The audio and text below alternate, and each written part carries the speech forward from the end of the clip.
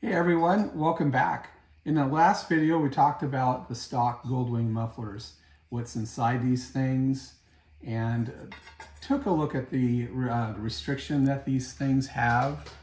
And in doing that, kind of decided that I wanted to try a different muffler. I wanted to try the SharkRoad mufflers. And as you can see with the SharkRoad mufflers being dissected, things didn't quite go as expected, and I'm going to jump into that in this video and show you guys a few things about what I found.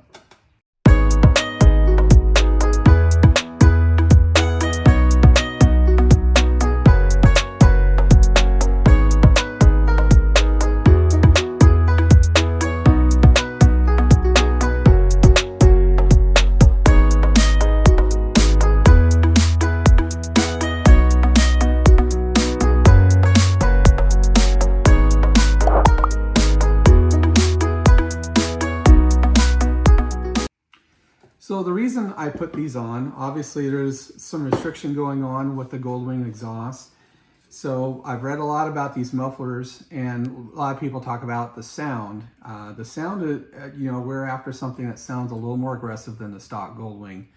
But what I'm really after is a performance increase, because Frankie weighs about 200 pounds more than a stock Goldwing motorcycle does. So we want to do anything we can to increase the performance to kind of make up for that, because we want to at least come close to the performance of the Goldwing motorcycle it came from, and definitely be marginally better than the stock Can-Am BRP engine that was in that 1330. So anyways, we put these mufflers on, and we definitely felt the power difference on the mufflers. And the power difference comes from the larger diameter of the inlet and the tube that the exhaust goes through here. It's much bigger. As you can see, there really is no restriction here, right? So you get a lot more noticeable power, especially on the top end of the RPM. But the problem is we found that they're very, very loud. And the reason why they're so loud is there's absolutely no packing. As you can see, this is the inlet side. And so basically the sound travels through this tube, and there's no packing in there. And then it just kind of resonates and almost like amplifies it. It's just crazy how loud it was. In fact, I could feel the vibration against my chest of the sound. And obviously my wife, as a passenger, wasn't really enjoying all the droning noise that came from this. And part of the issue is the exhaust system on Frankie is more of an open manifold, very large tubes, so there's less restriction. So anyways, without that restriction, there's a lot more pulses coming into these pipes. All right, here's a side-by-side test, the sound of the tube, stock Goldwing here, and Frankie with the SharkRoad modified exhaust over there.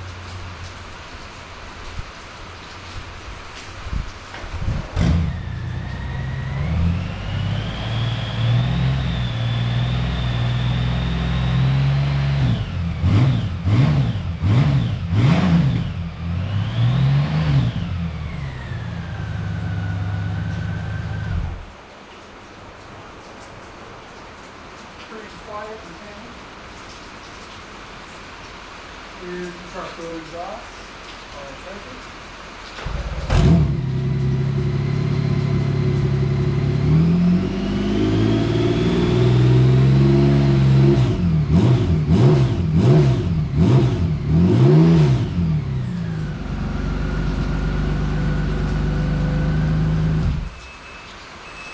And just to compare that sound again.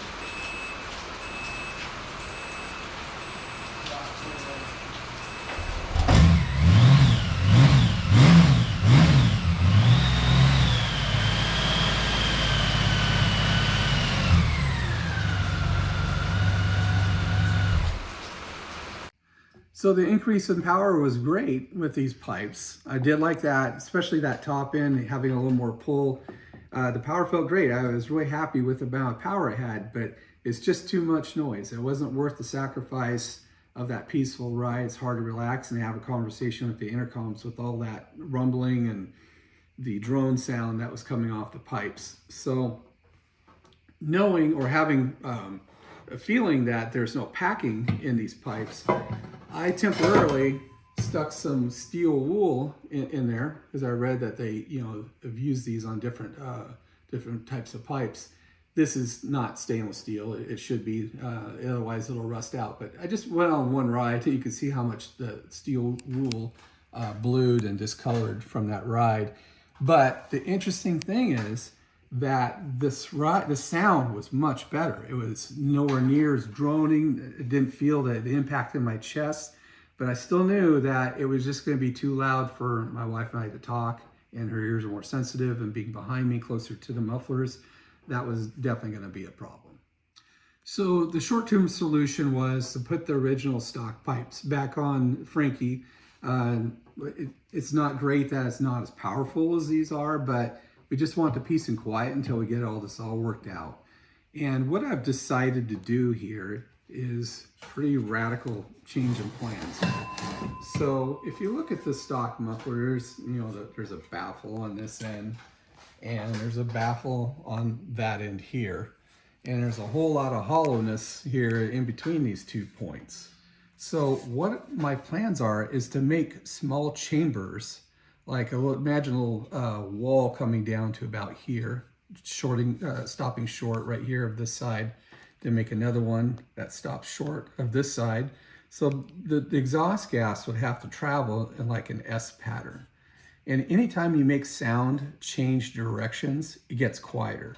That's why when you walk into a movie theater, you're met with a wall, and you turn, you go down a hallway, and it usually turns again, and you go down. And the reason why is they know when sound has to change directions, it gets quieter. So that way all the sound and the booming bass and everything doesn't travel out into the hallway of a theater. So this is kind of the same concept. I want to make that sound change directions. And on top of that, I'm learning from the little baffle experiment here, I'm going to put like a fiberglass material around the edges of these walls. So as it bounces back and forth, the sound impact is going to be absorbed. And hopefully by the time it reaches this last baffle, it's going to be a lot quieter.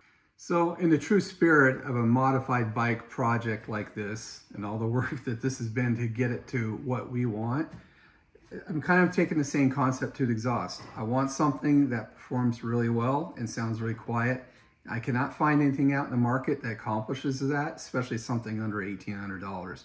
So my goal here is to modify the stock Honda muffler to give me the performance that I want and have something quiet. And I'm sure I can build something out of this pipe here that accomplishes that. So if you haven't already, be sure to subscribe to my channel. One of my upcoming videos, I'm actually going to show you guys this process of modifying this muffler, and hopefully true Frankie style, we come up with the world's first of a nice quiet high performance stockish exhaust system. So thank you very much for joining. Hope to see you in my upcoming videos.